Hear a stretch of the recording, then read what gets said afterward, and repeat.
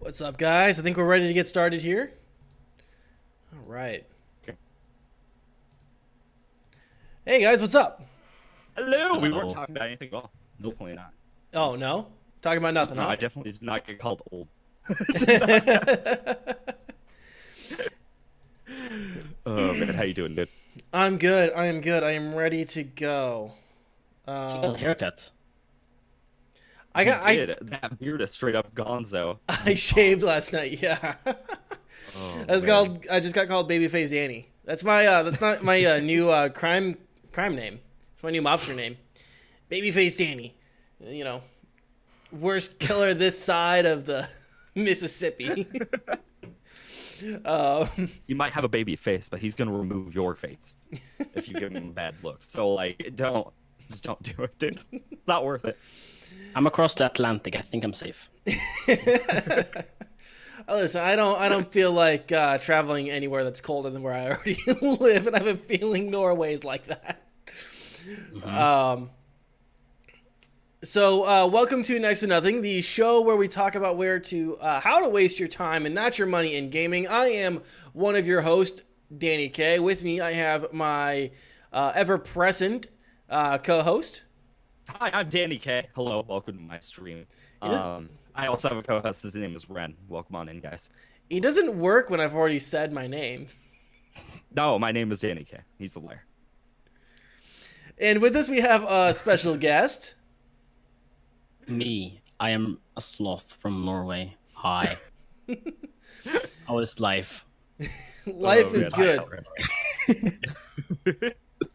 So, does a sloth from Norway grow moss on its back, or does it grow ice? It's a weird mix between them both. It's not good. You don't want to see it. Ryan, you had a weird look on your face. Oh, Did you know that sloths can grow moss on their backs? No. Yeah, that's how. No joke. I didn't know that was the thing. That's how slow and lazy they are. They will Yep. grow moss on their backs. Oh, I'm gonna add that's another reason why I hate sloths. Okay. I'm just saying they're kind of creepy. That's all I gotta say. They're adorable. They're like the little girl from The Ring. Well, she's adorable, so I don't get your points. She's also nightmare fuel. Okay, never mind. It's fine. So what are we talking about today, Danny? We got a whole lot to talk about. I figure we'll let Tellran start talking about probably what has been one of the most hyped games this year. And just kind of was released, and I haven't really heard too much about it. Anthem. So Tellran, how have you been liking Anthem? Well, I guess first maybe we should describe Anthem in a sentence. Like, what kind of game is Anthem? I think I heard a really good. I heard a really good explanation on it on Ren stream. Imagine Destiny and Warframe made a baby in a dumpster. Pretty accurate. Like, it tries to be a lot of things, and none of them work quite right. Yeah. I think I said that on my stream. That's possible. I think I called it the Warframe. No, it was my stream.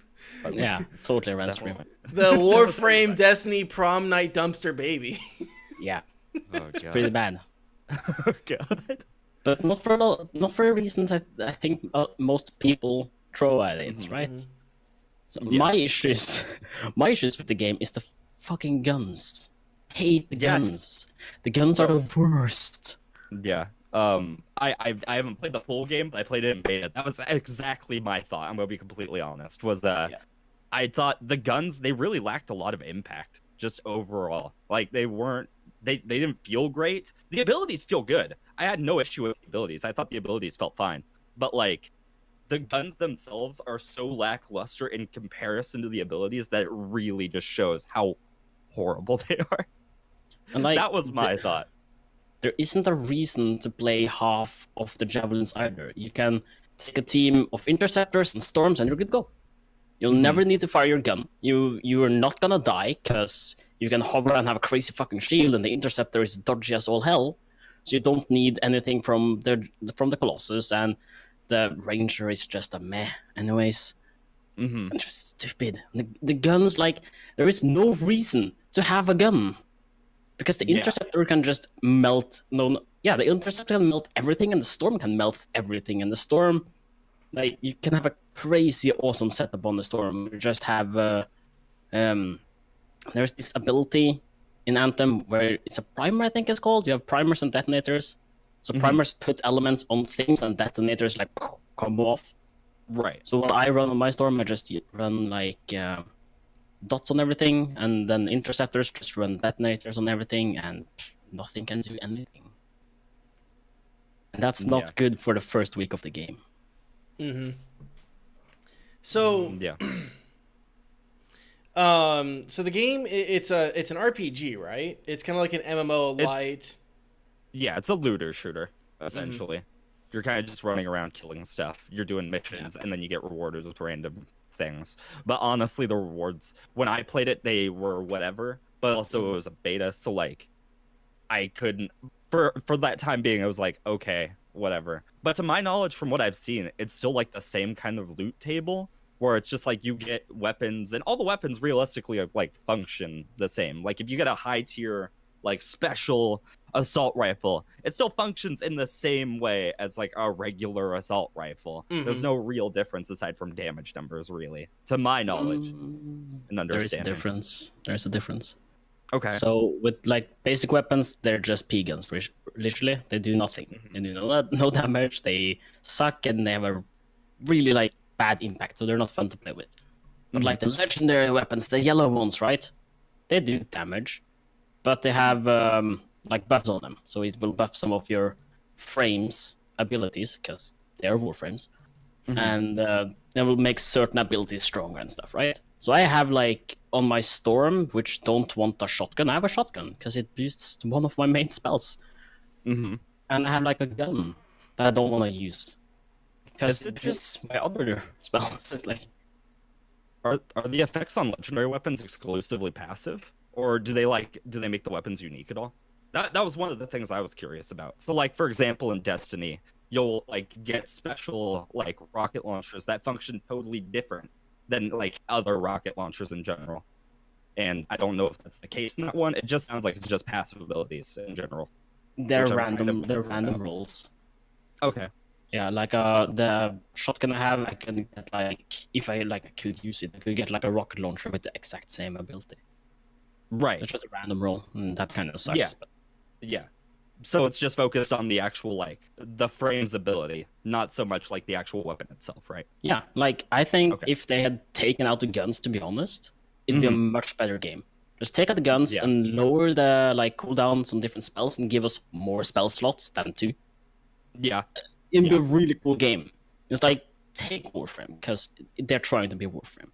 99% of the times, I'm not using my abilities. Or like, I'm not using my guns, I'm only using my abilities. Right. And I would like that in Anthem, because it's a very pretty game and it's really well optimized. It runs on my dumpster, so that's impressive. And like, I can get like 120 frames on my dumpster machine, and that's amazing. And it looks great. The story is meh, and the loading screens are meh. The co-op is meh. I've heard a lot about that. And like, yeah, the story, that kind of pisses me off, and that's another point. I really hate the story, because Bioware is like, oh, we want to stick to what we're good at, like Mass Effect stuff, and have like a really solid story and everything. The story basically boils down to, we are the last part of the human resistance. We have one town to live in, Attack on Titan, and there are these evil guys who want to control these ancient relics that can power the Anthem. Like, yeah, okay. But the story already establishes that nobody can control the Anthem.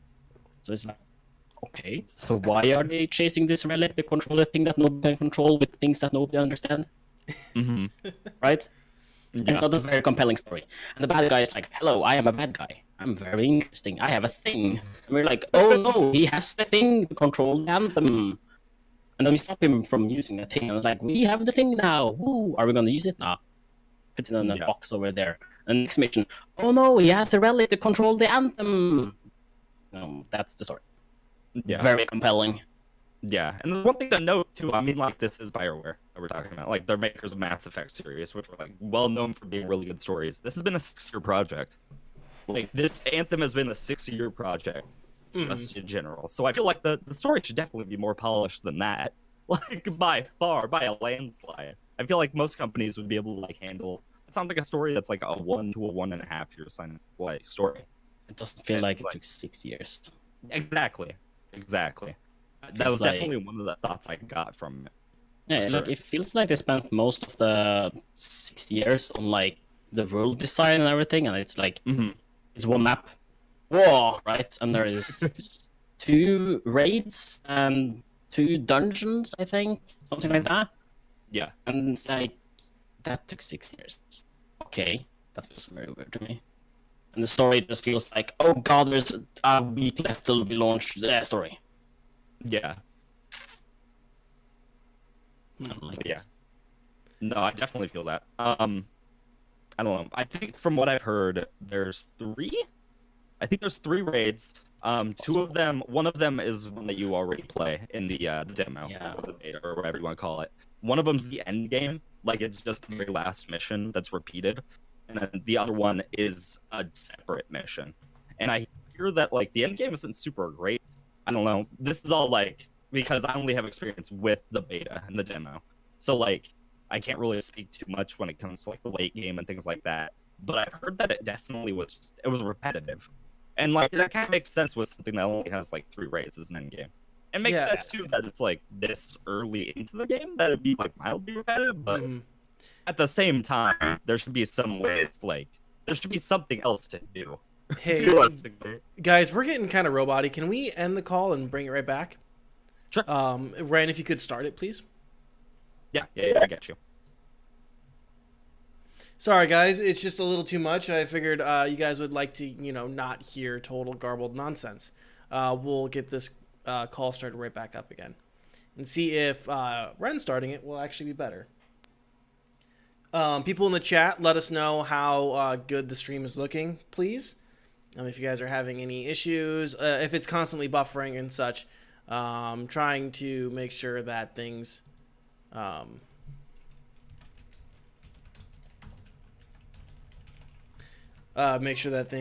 okay on your guys' side.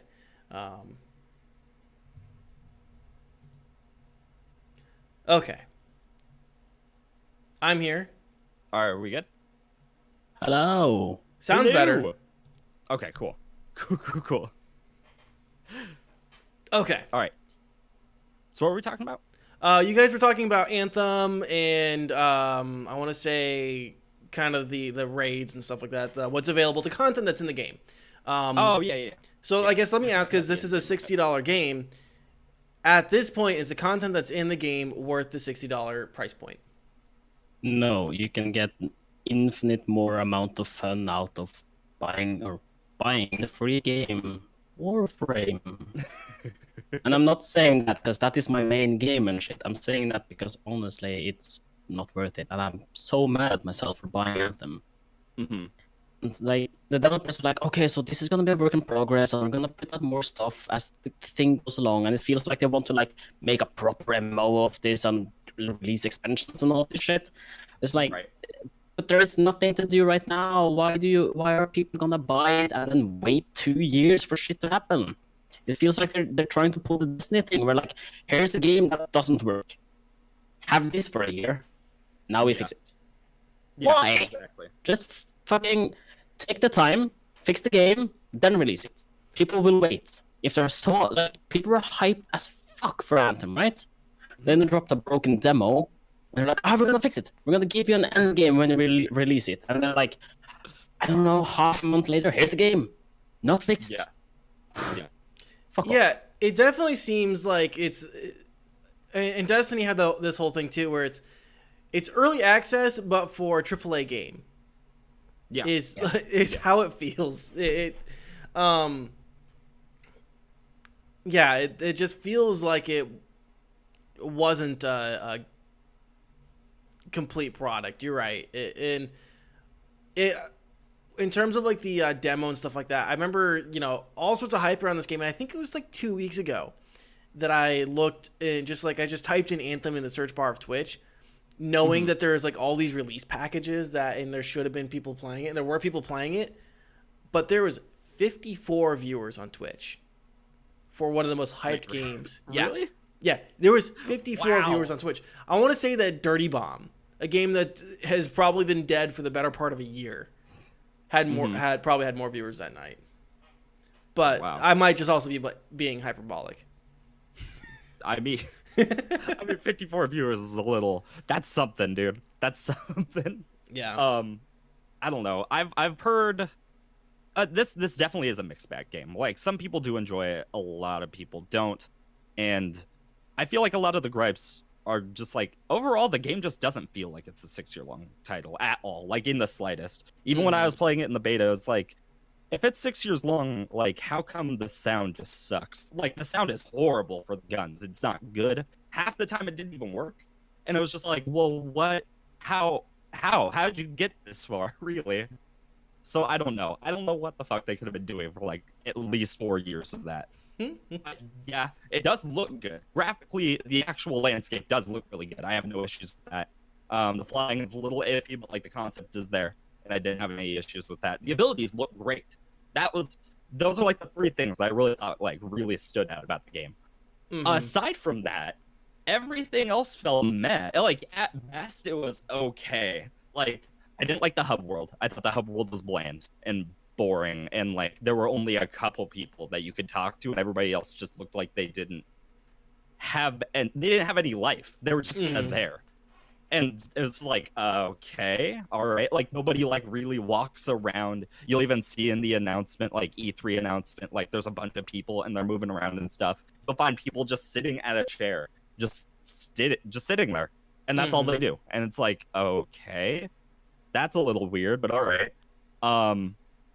The quests, I felt like the quests were not particularly great. They were all kind of just super repetitive. Even like super early into the game, it was like, you're defending this point. Horde mode. Horde mode. Horde mode. And it's like, okay. All right. Is there anything else at all? No? Okay.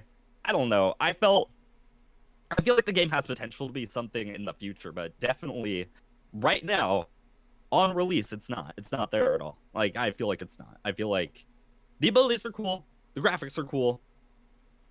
Everything else is whatever. That's all I got for it, really. Yeah, that's kind of my boat. I don't know if you could talk any more about it, Tellran, but that's. I have like on it. So that is my entire like attack on Anthem, but yeah, I kind of really like the game. Yeah, and I don't understand why. Mm-hmm. There's one really huge negative that I don't understand though. You have something called free play, where you just play in the map and you can do shit, right?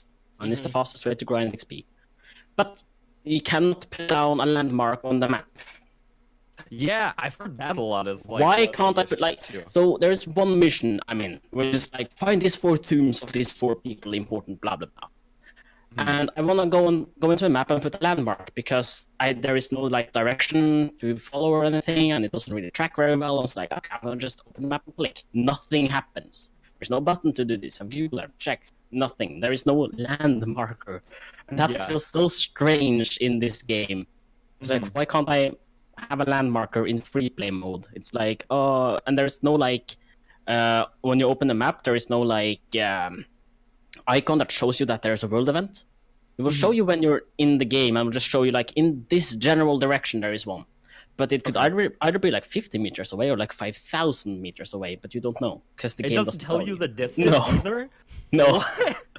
Yeah. Okay. And the entire like flying is cool. And once I got like all the settings and all of this figured out, it was like, okay, I enjoy flying.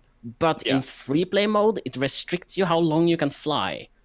And like, I get that there will be a limit in combat that you can't fly longer than this and this, and that's cool. But when you're just traveling this huge fucking map, you can fly for like maybe a minute, and then you have to go down for 4 to 5 seconds, and then you can fly again. Why? Yeah. Why can't I just fly indefinitely when I'm not in combat, and then have some bullshit excuse that like, oh, you're in combat, so your system like has to use the power for defense or something? I don't know. Right. Yeah, like, that's fair. There's a reason like you could do that.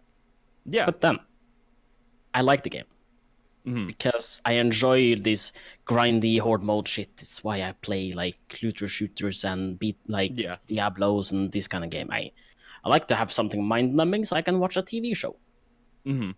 Because I'm the kind of person like I can't do one thing at a time. I have to do more things. I'm very fidgety. So if I have a show I want to watch, I'll pop on like Dark Souls or no, not Dark Souls. Yeah, Dark Souls and like Diablo and Warframe and all of this, and just have it while I can watch the show. And there is a lot of cool combo potential in Anthem. There's so much cool shit you can do. Like I blew a monster like way off the screen and into the sky, and I kept shooting him, and it was amazing. It was so much fun. But there's like there's so much wrong, and the $60 price tag, no, 20, I'd buy it in a heartbeat. 40, I'd consider it. 60, it's like imagine how many breads I could buy for this. Huh? I could buy maybe 6 7 breads.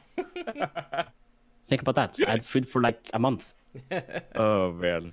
But now, don't buy the game. Wait. Yeah. I feel like really console players got digged on because like PC, at least you can go for premium access, and then you can try it for a month. And granted, you pay $15, and that sucks. But at the same time, you're not like throwing out $60. For console players, it's kind of just like, ta-da! Here's your like $60 price tag. You're welcome. Here's the trash. So you feel sorry. I was gonna say, what in your guys' opinion right now needs to be done to make it worth that $60 price tag? which I don't have much faith that they're obviously going to put any more content out for free. That it's probably going to be a Destiny taking King type of situation where it's an extra $20 for an expansion. I have a feeling that's probably what their business model is going to be. They already have that. Are they? You can buy an expansion that's not out yet for like geez. $20. Love it. And if you buy it now, you get an extra skin for Ranger, the Javelin you're never gonna play. Sounds good. That's it. Sounds great. That's it. All right. Yeah, worth it. I don't know. I feel like a lot of the issues are very foundational. Like they're very they're so part of the game itself that's gonna be like it's a very difficult thing to work out. Like a lot of people have a big issue with the load screens, and I totally get it. I mean, like, why is there a load screen in menus? Like, you'll do one menu action and then go into a separate menu action, but then you get a load screen in between the two, and it's like, why? Why is this a situation? There's one load screen in the game that has no reason to be there. It's like, I think it's the 5th quest or something you get. You get, like, find these tombs, right? And when you open these tombs, it's a load screen. It's a one room. You go to a pedestal, you pick up an item, and you go out, and there's a load screen again. It's like, why is there a load screen to go in? I get it to go back out, maybe, possibly, or like to go to the open world. I get it, it's a big world, I understand that. But why is there a loading screen to enter just a room? It's a single room. You can probably take 5 steps in the room. That's how wide and big it is. And that's like, that takes like 20 seconds to load? Nah. Yeah, that's weird. Yeah, the load screens don't really make any sort of sense, but I feel like it's so foundational because if I remember right, I think it's part of Frostbite Engine. Like, I think that's what they use to create it. And Frostbite Engine, it's really like, it's a performance hog, and it makes good products, but at the same time, it's not used for these sorts of situations. That's just not what it's used for. So, like, seeing it used in this way is kind of weird. It takes graphical fidelity really well. You can see that in a lot of Battlefield titles. But at the same time, why? Why? Also, just the fact that you can't play solo. Yeah. You're not allowed to play solo. It's like you go into free mission and you just like, I wanted to go into free play just to mess around with controls and learn the game and everything. I tried to click solo, and it's like you can do dungeons and raids solo, but you cannot go into free play mode solo. Why? Yeah. I feel like there is some peer-to-peer backend bullshit that's going on, or some stupid shit.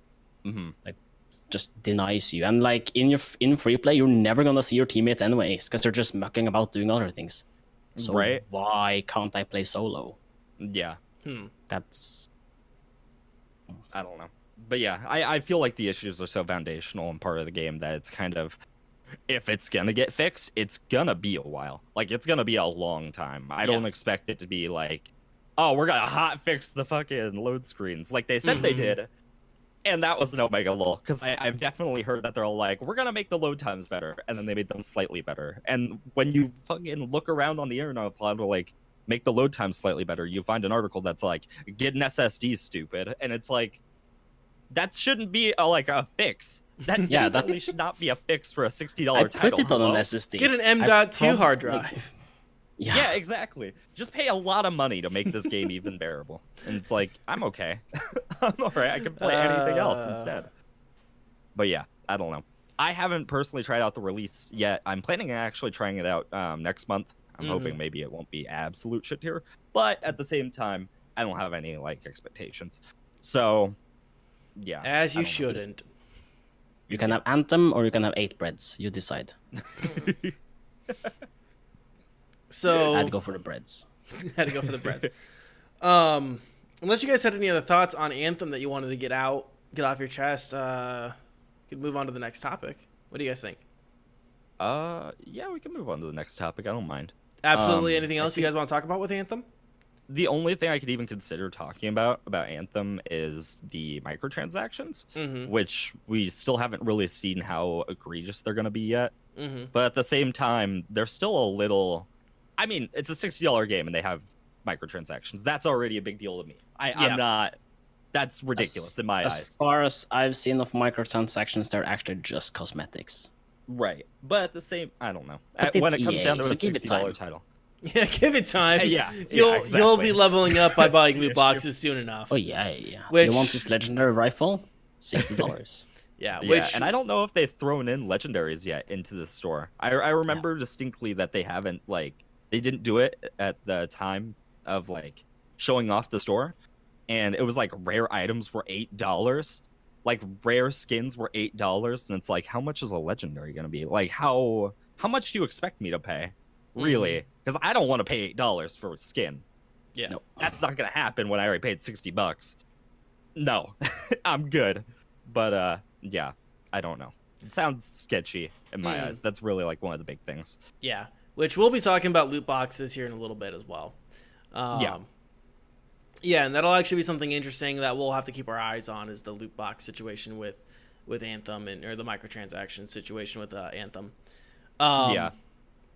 But Ren, you've kind of gone back to newfound cult. I think what's going to be kind of a cult classic game. Yeah. And I mean that in many ways. Darkest Dungeon. Yes. Okay. So Darkest Dungeon, for those who don't know, it's a roguelike RPG, and you can kind of just build your own party throughout playing the game, and you essentially go through dungeons with like whatever group that you made. You get them whatever trinkets or equipment that you want to give them buffs and debuffs to certain stats, and then you try to run through a dungeon. It's a roguelike. Chances are you're gonna die and lose all your characters, and then you're gonna cry A lot. Or at minimum, everybody's gonna be stressed out, and then you're gonna be stressed out thinking, who do I take on this next run? And honestly, I feel like that's the big selling point of the game, is that it's a difficult RPG with really like good combat. The narrator is, oh my god, amazing. Right. That narrator is next level. I can't handle it. But man, that game is so much fun. All the characters are very diverse and different.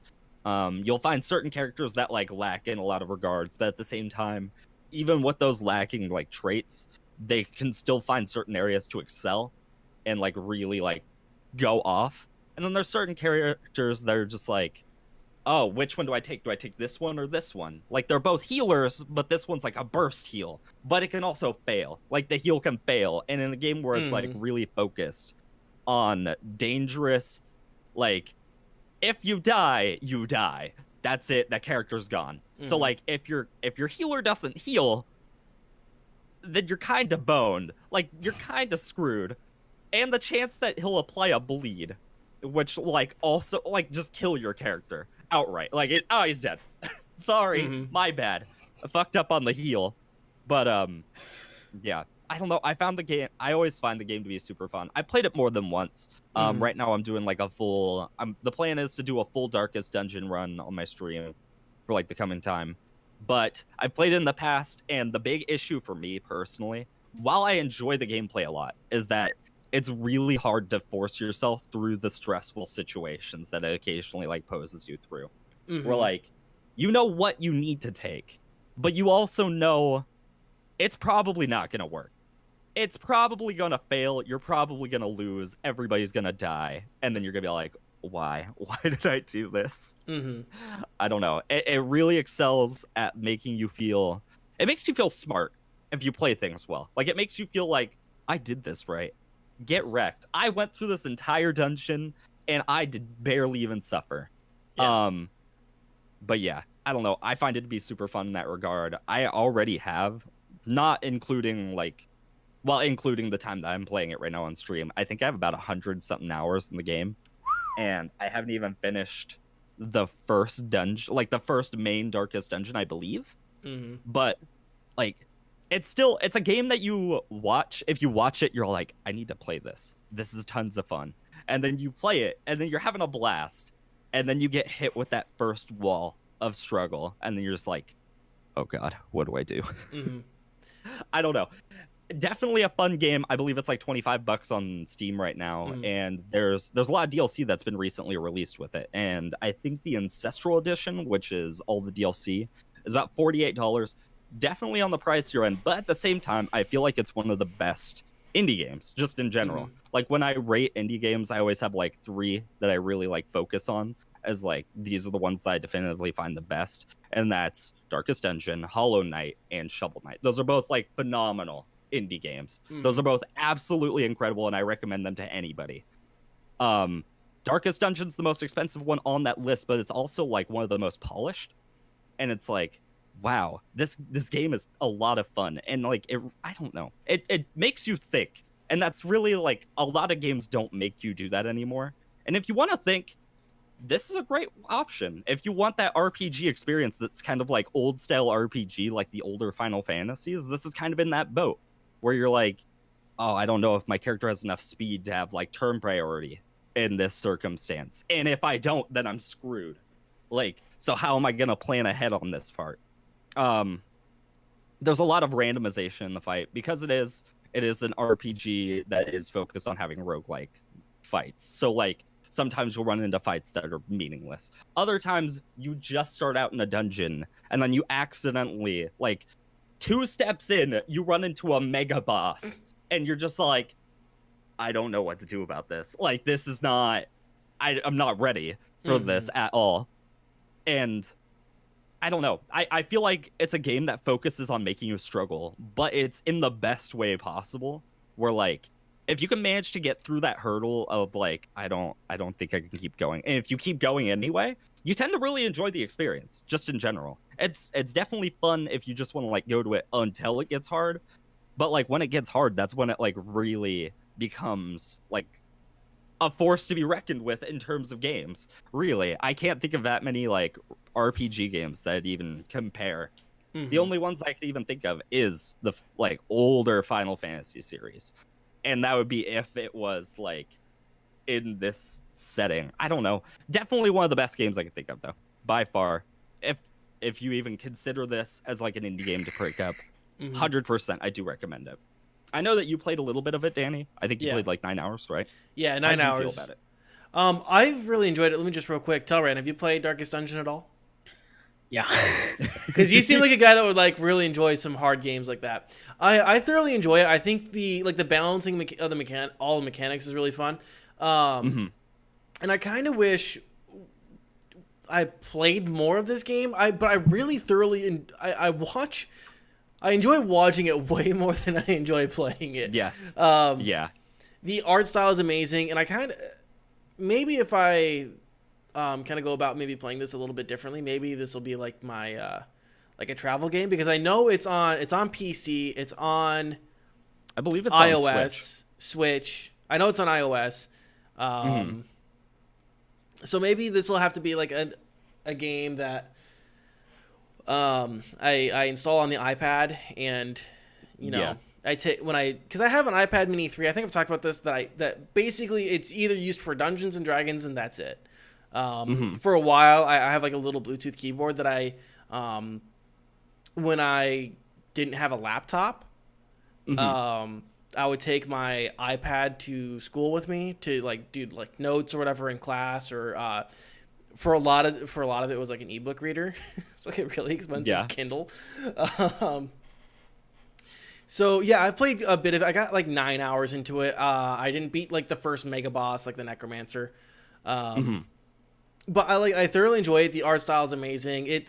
If you're into, which we might talk a little bit about Dungeons and Dragons here later, but if you're into Dungeons and Dragons, this is like a wonderful like inspiration. Like you will pull a lot of inspiration for like characters and setting and tone and storytelling from like even just watching this game.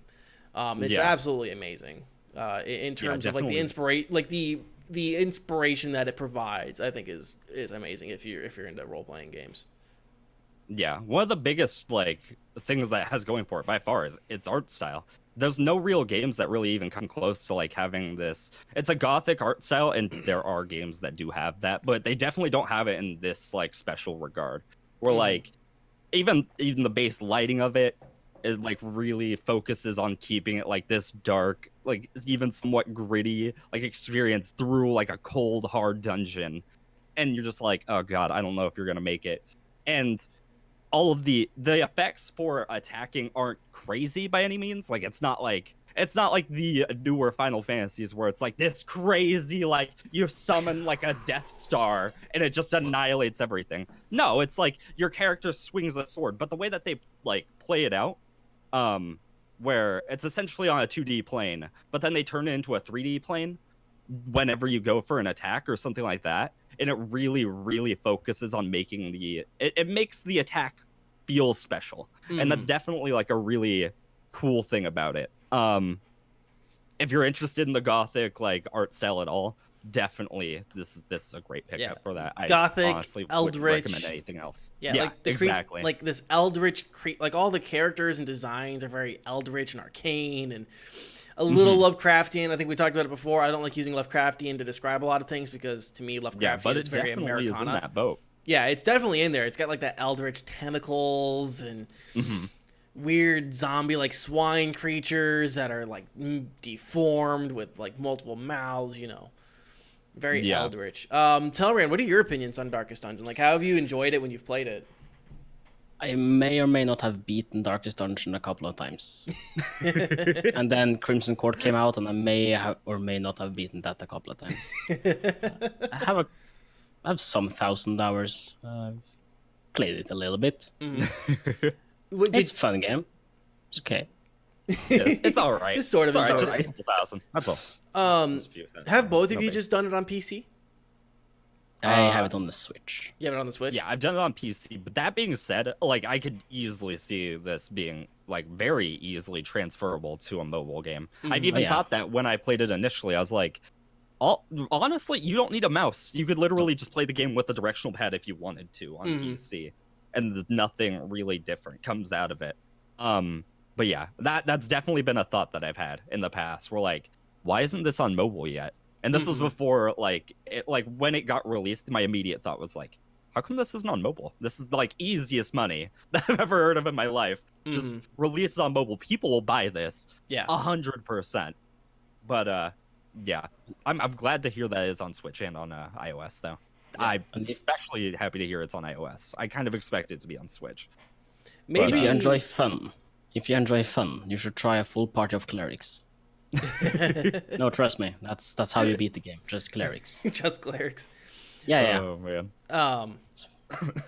So, because I think I don't know if you're part of the reason you're playing, Ren, was because Darkest Dungeons 2 was announced. What are you looking for in Darkest Dungeons 2 that's going to be make it just as viable to you as Darkest Dungeons? So original. That's actually like a hard question for me because I love Darkest Dungeon, but I am not like the mega Darkest Dungeon fanboy. So like I'm totally fine with it being like more diverse gameplay than what it is right now, and like being a little bit like I don't know, a little bit just more unique, I guess, because like a lot of abilities in the original Darkest Dungeon.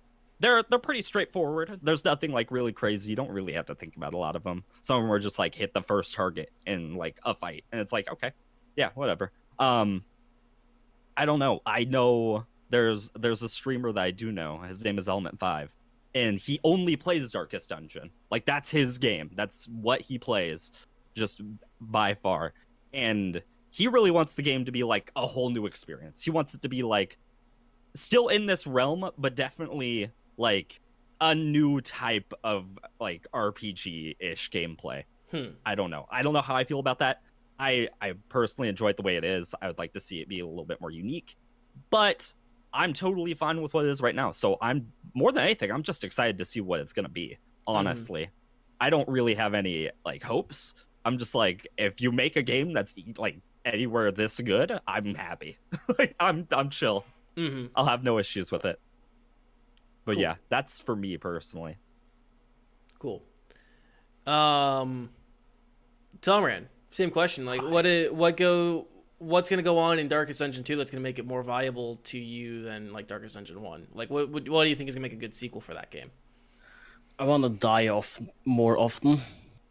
I want my party to just be tortured way more, and I just want a better salt mine, to be honest, because I prey on the salt. I enjoy myself a game that will make me be so angry that I will start to commit manslaughter. That's what I want in a game. Because we have it too good. We have to remember we have it too good, so we need that like reality check in games. Yeah, you need that. I'm gonna die more. Yep, and I want my characters to like start losing hands and limbs and stuff like that. Like, that'd be cool. Make them slower, deal less damage. Oh, that'd be an interesting mechanic if like start crippling your characters. Because like there are the negative quirks, right? Like they can become like I'm trying to think of like a negative quirk, like afraid of the dark or something like that. Like that'll stress them out way more. It'd be interesting that like, oh yeah, my Templar, is that the name of it, right? Templar? Am I thinking Crusader? Crusader, thank you. My Paladin type character, Paladin version 3, lost a hand and like can't like is now more prone to whiffing his shots. Just imagine your whole party losing their eyesight.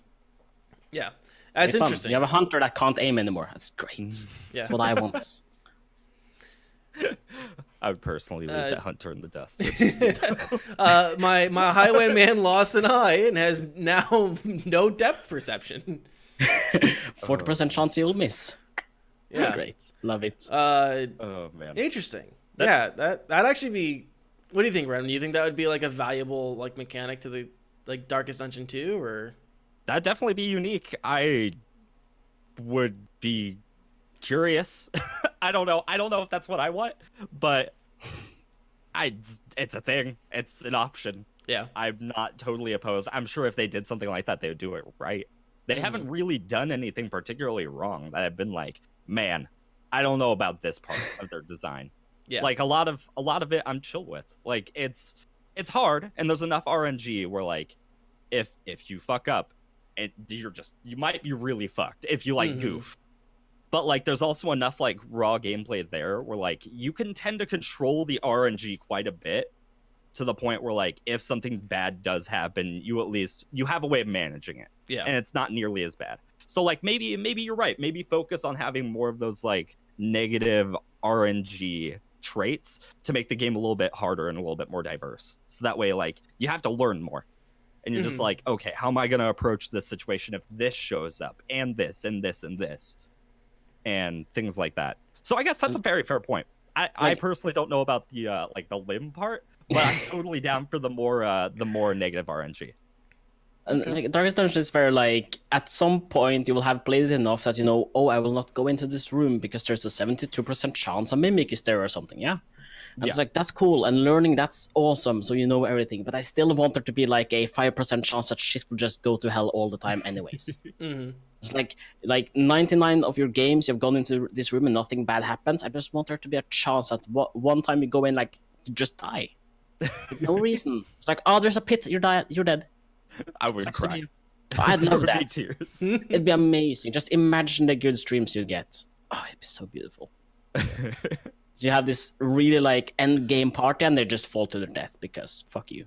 Oh man. That's what I want. They could call it the fuck you mode. Do you hate yourself? Play this mode.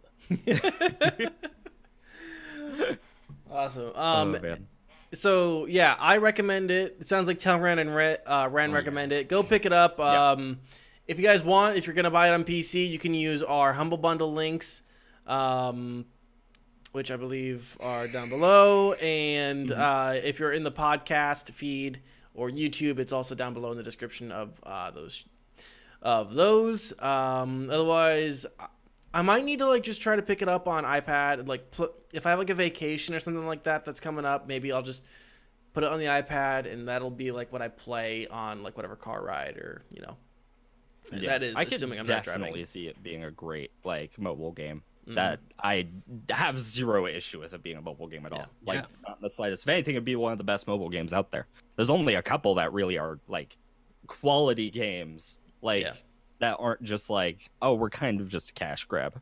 And it's like, okay. But yeah, I'm definitely happy to hear that's on mobile. I would recommend it for sure. Yeah. Anything else you guys want to talk about on Darkest Dungeon? Otherwise, we can probably go on to like one or two of these news stories that. Yeah, we can go ahead. That's fine. Anything, Tellran? No, nothing else than just having it on mobile is great, because then if you're having a super good day, it will get you back on the ground and like life sucks. It's like your own personal dick punching app. Yeah. Yeah, right in the crotch. Yeah. So I'll let you guys choose here. We can either talk about this Dungeons and Dragons announcement, or we can talk about this FTC thing. I actually did remember one last thing about that. Oh. About the game. Yeah. And it's a very big, important thing. The modding community for that game is insane. Like, it's very large. Like, very, very large. So even if you do get bored of the initial game, you can always just download, like, 20 new different characters and just be able to, like, ta-da! Brand new experience. That was mainly the big thing. There's a ton of mods out there, and they're all really, really good. There's only a couple that are kind of like just memes, but like the modding community is insane. If that's not a reason to join, I personally feel like that's a big reason to join a lot of games in the first place. That's one of the big reasons Skyrim even exists. Right. Still. Like, realistically. So, yeah. Definitely something to keep in mind. Cool. But yeah, that's all. Now I'm good. All right. So yeah, we can talk about this FTC story, or we can go into this Dungeons and Dragons story. Whichever you want to do. Now, I know that Mr. Tellran here isn't beholden to the FTC, so we'll just start with that, and we'll keep it kind of short. So actually, almost over a year ago, February 2018, so, you know, I can't imagine it was the very end of 18. U.S. Senator Maggie Hassan? I want to say Hassan. Hassan. Democrat from New Hampshire. Called out the ESRB to deal with loot boxes and threatened, and if they didn't, threatened government involvement. The FTC then sent her a letter, said, hey, we agree with you. We're going to work with the ESRB and video game developers on dealing with this situation, and it's now been announced that this year there's going to be a workshop that they're going to do related to this whole loot box situation that threatens, the video game industry because consumers don't like it, governments don't like it, and they don't seem to be stopping. Yeah. So the workshop is going to function possibly. They haven't announced a whole ton, but they said it's going to happen this year. It's going to basically function as a public forum for stakeholders, consumers, and advocates, as well as lawmakers. And it's going to be kind of like the non-law enforcement first step into remedying what has kind of become a boil on the ass of the video game industry. A really annoying boil on the ass of the video game industry. More like a tapeworm. Tapeworm. A lot of tapeworm. It's gross. It's disgusting. Yeah, and it's so pervasive. I mean, Tellran in the EU knows probably that Belgium has threatened to start like banning them if they haven't already outright banned them. Is that correct, Tellran? Can you remind me if you know off the top of your head? They haven't banned it yet, no, but there's been this huge debate about it, yeah. Yeah.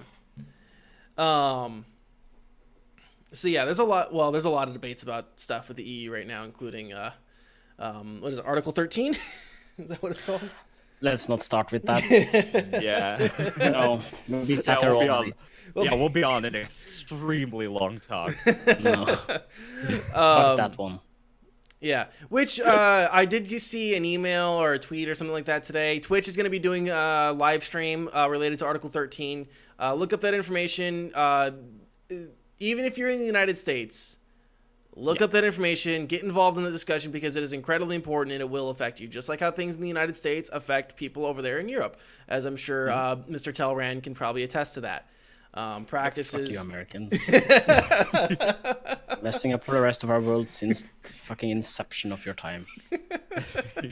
Fucking assholes. Did you hear that? Caw-caw! That's the sound of freedom as bald freedom. What freedom? Oh man. Anyway, boxes.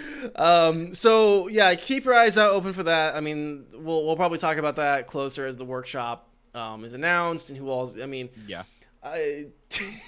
Sorry, I just read chat. Mr. Green coming in with the USA. The other story that I'm interested in talking about is a new Dungeons and Dragons 5e module called Saltwater Marsh. Is that what it's called? Let me double check and see what it's called. Yeah, they new nautical adventure called Ghosts of Saltwater Marsh. Just Salt Marsh. Oh, Salt Marsh. Yes. Yeah, Salt Marsh. Sorry. So it actually seems like it's a little quick to come out with a new D&D 5e book because they had a new book come out recently, the Guilds of Ravnica, which I think was a connecting book between Dungeons and Dragons and Magic the Gathering, right? Yes. Yep. So it's all like these factions and stuff like that you find in the world of Magic the Gathering, which is owned by Wizards of the Coast, same as Dungeons and Dragons. Just in the city of Ravnica, but okay. Oh, sorry. I don't know anything about Magic the Gathering, and so when I saw this was like an additional piece to that, I kind of lost interest. Now this Salt Marsh book, I was actually doing a little bit of reading, and I want to say this was the original Salt Marsh modules was set in one world, but it looks like they're going to be putting it into Forgotten Realms. Let me double check and see what the original one was. I don't want to say it was Eberron. I want to say it was something else. Greyhawk, maybe? I think it's Eberron. Greyhawk campaign setting. So yeah, originally Salt Marsh was part of the Greyhawk campaign setting, but now it looks like they're going to be putting it in Forgotten Realms. So for purists, that might piss people off, which that's actually like a whole thing. Like I've never really spent that much time looking into, but like there's people who really are into like keeping like campaign settings for D&D pure, like Eberron. Like if you want to play a Warforged with some groups, you better be playing an Eberron, because you're not going to play a Warforged then. Which, for people who don't know, Warforged are like golems, basically, like player character golems, and stuff like that. So yeah, this will be a bunch of nautical combat information, boats, how to handle nautical combat with all sorts of other like dungeons and tiles and adventures. Supposed to take PCs from level 1 to 12. Obviously, DMs can tweak that. There's also supposed to be expanded monsters for nautical themed adventures.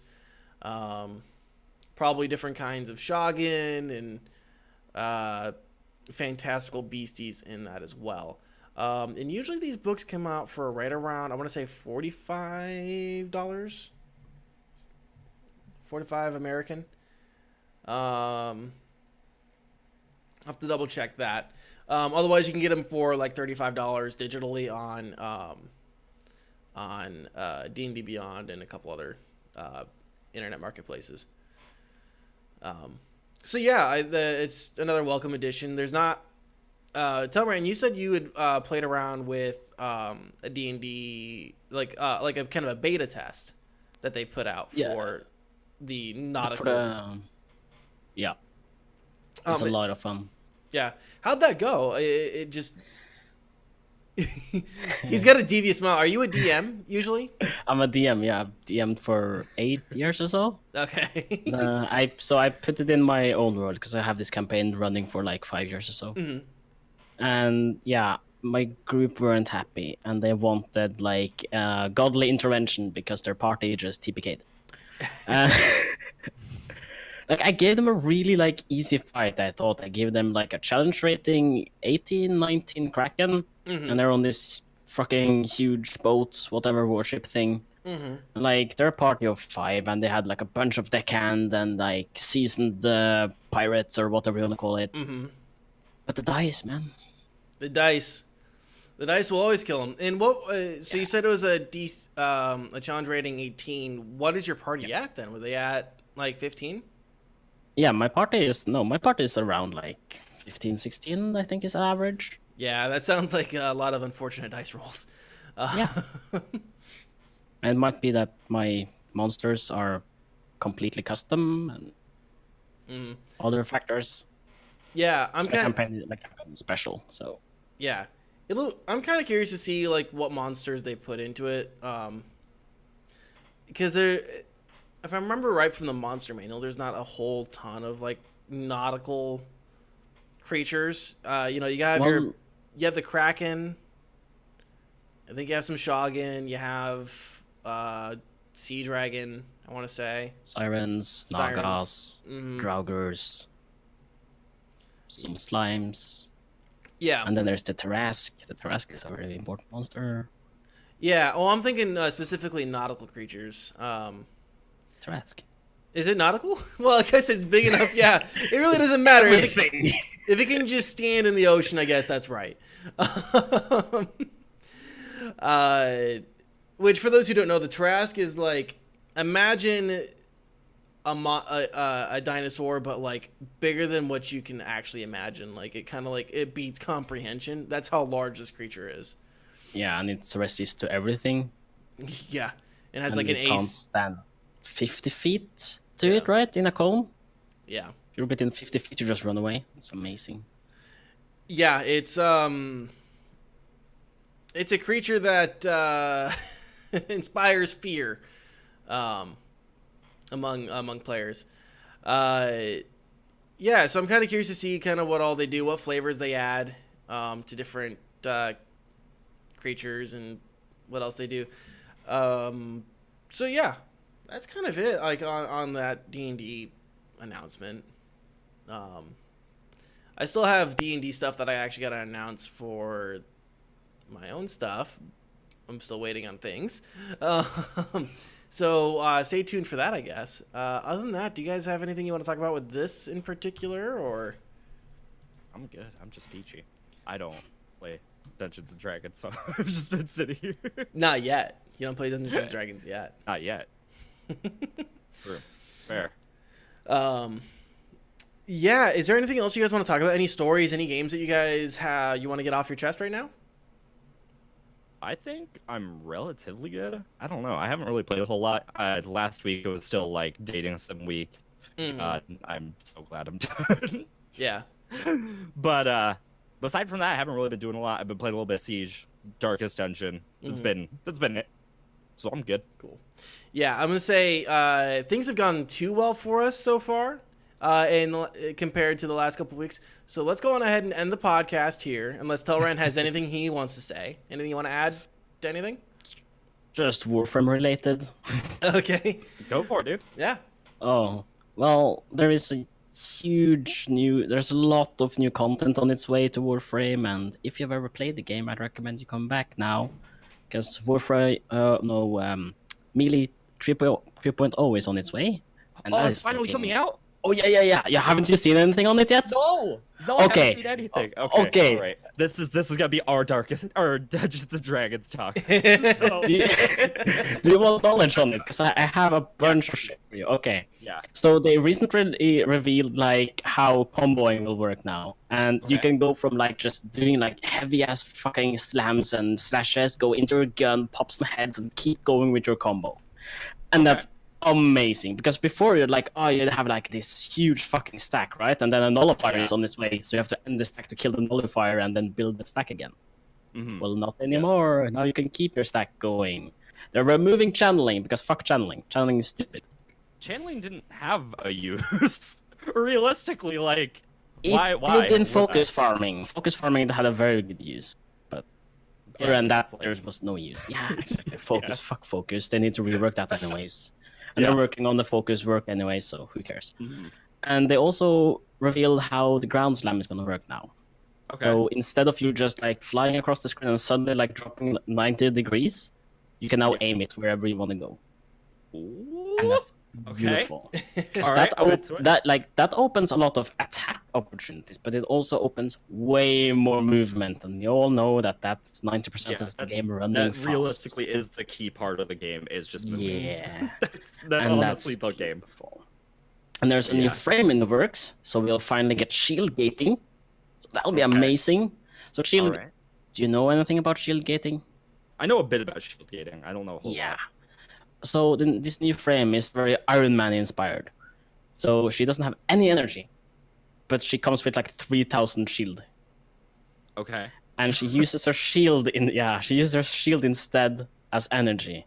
So now we'll finally have a reason to level up that shield mod that increases how much shield we have. So yeah, I'll have to drag that out from. Yeah, holy shit. And your sentinels will have a use now. Yeah. And she has a bunch of interesting abilities. And we're getting a ghost frame. She hovers and she's beautiful, and I love her. And I'm just really, I'm honestly just really happy to hear Melee 3.0 is coming out. For those who don't know, Melee in Warframe is just kind of that's realistically your main damage dealer. Like Melee does everything.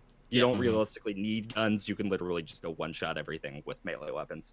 I used like an Atarax, which literally cleared entire rooms in like half a second, and just like, damn, easy, dude. It made my job a million times easier. I use garbage. I use the stick, the Orthos Prime. That's what I use. Well, so that's what I'm happy about, right? Is that with Melee 3.0, the Atarax isn't gonna dominate, and it gives me a reason to try out other things, versus just like, this is definitively the best thing. Like, it's this, and like you just upgrade that once, and then you're done forever, and then you can kind of just wipe through everything. So I'm honestly really happy that that's coming, because that's what bored me about Warframe, was like, I found what worked best for me, and then it was just like, ta-da, that's it for gameplay. I don't need to pick up any other weapons. Well, did you ever pick up the like 200 to 300% range Atarax Riven? Died. I didn't pick up the Riven, no, but I had a fairly fucking ridiculously set up. So yeah. Oh man, just like that game. It's amazing. Yeah. I'm genuinely happy to hear that Melee 3.0 is coming out. That's probably one of the biggest things coming this year. I've been anticipating. And I was pretty sad when it didn't come out last year. But I'm happy to hear that it's coming out this year, for sure. Saying around summer, maybe, hopefully. Yeah. Yeah, that's summer. That's great. Yeah. That's going to introduce a lot of new, like, more dynamics into the melee combat, though. And one of the melee combat currently is the mainstay when it comes to damage. And, like, weapons are okay. They're great for, like, single targets usually, unless you have, like, very specific weapons, which are great for AoE. But even at that point, melee weapons probably do it better. So, yeah, I don't know. I'm happy to hear that. It's going to make the game a little bit harder, but, like, it's also going to make it a lot more, like, skill-intensive and make the movement and flow of the game a lot more interesting versus just I spin around in circles for 20 minutes. Yeah. So, yeah, I'm genuinely happy to hear that. Cool. We're also getting new forma. Okay. All right. Wait, that's good to know. So we're getting two types of forma. Okay. One that doesn't reset ranks at all. Okay. And then we are getting Umbral forma. So we can finally add the Umbral polarities. Yeah! That's in the works as well. Okay. Yeah. But it's going to be like super fucking expensive to make the one that doesn't derank you. And like we have no like info on how to get them or build them or whatever. But we know they're coming.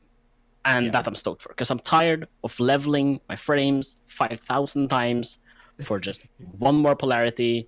You know, I'd honestly, level for me is very irrelevant because I have more platinum than I have credits.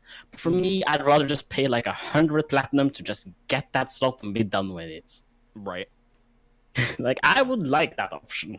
But then I get it, like, some people don't have so much platinum, so maybe not. Yeah. I don't know. I'm genuinely happy to hear. One, Melee 3.0 is coming out. That increases the diversity of a game by a lot. Like, a lot. That heavily changes combat.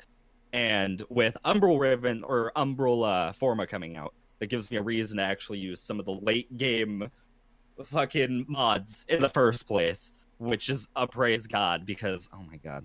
I use them anyways. Just, like, put 8 Riven or 8 Forma for him.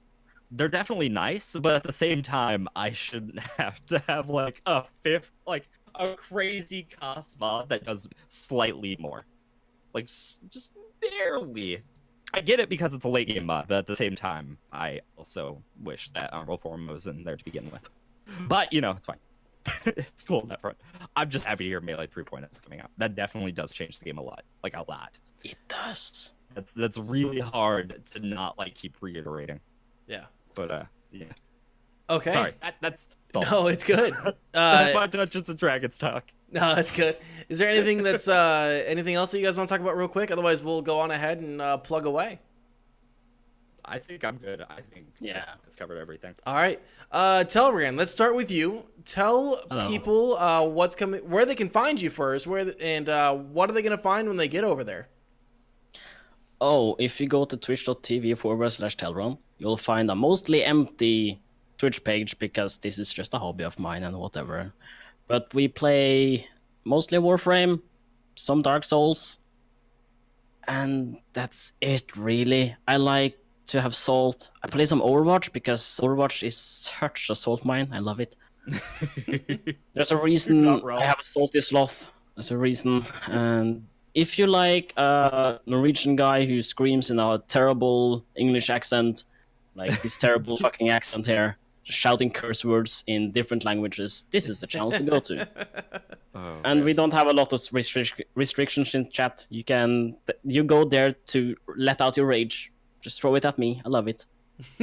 So yeah, also a Discord. It's mostly just not safe for work stuff over there, but it's pretty great. Cool. So go check him out. If you're in the Twitch chat, I did just give him a shout out in the Twitch chat. Go to that link and you will find Tellran. Ren. Hello. Do your thing. Hi. So you can find me at twitch.tv/renditions. 2 Z's because I'm dumb. We're gonna be playing Darkest Dungeon for a while. The plan is that I want to actually finish the whole game, so that's gonna be a bit. I'm gonna be playing that. I start again tomorrow. I'm not gonna be streaming tonight. I've gotten rid of streaming on Tuesdays, so that way I can make more time for the podcast, and then I can go chill. But yeah, so for like the next period of time, I'm gonna be playing Darkest Dungeon. Feel free to stop in, say hi. But yeah, that's all I have to say. Okay. Coming up on my channel, I downloaded Devil May Cry, the HD collection, because I got that from Twitch Prime like a long-ass time ago.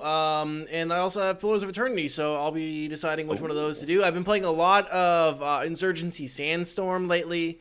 Fucking and not love... Siege with me. Man, dude, it's hard. It's hard for me to want to go to anything other than Sandstorm right now. I've been playing some Apex Legends, kind of depends on how I'm feeling. In terms of the podcast, make sure you guys follow us on Spotify. If you have a Spotify account, it's also free to follow on Spotify. If you have Apple devices or an iTunes account, you can follow us on Apple Podcasts. We're also on Google Podcasts, Stitcher, and YouTube. You can subscribe to us on all of those.